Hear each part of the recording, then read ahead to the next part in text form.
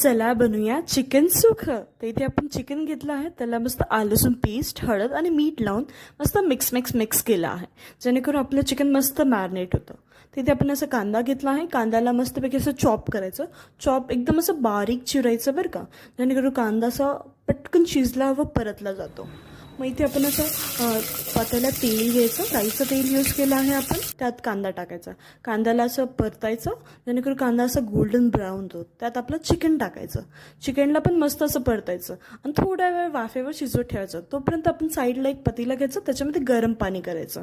मग हे आपलं गरम पाणी हे आपलं वाफलेलं चिकनमध्ये थोडं टाकायचं, जेणेकरून आपलं आळणी तयार होतं. आणि हे आळणी एकदम भन्नाट लागतं बरं का. मग हे आळणी एकदम सुंदर दिसतं. मग इथे आपण कढईत तेल घेऊया, तेलमध्ये थोडा कांदा टाकूया, कांद्याला थोडा परतूया. त्यात आपलं घरगुती वाटण टाकायचं.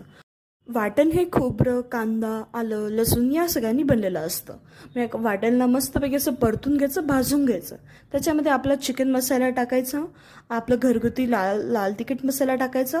तिखट हे तुमच्या चवीनुसार तुम्ही टाकू शकता. आणि यात मस्त एक टिप की आपलं जे आळणी होतं ना, त्या आळणीचे 2 चमचे टाकायचे. आळणी टाकलं तर एकदम मसाला एकदम भन्नाट लागतो.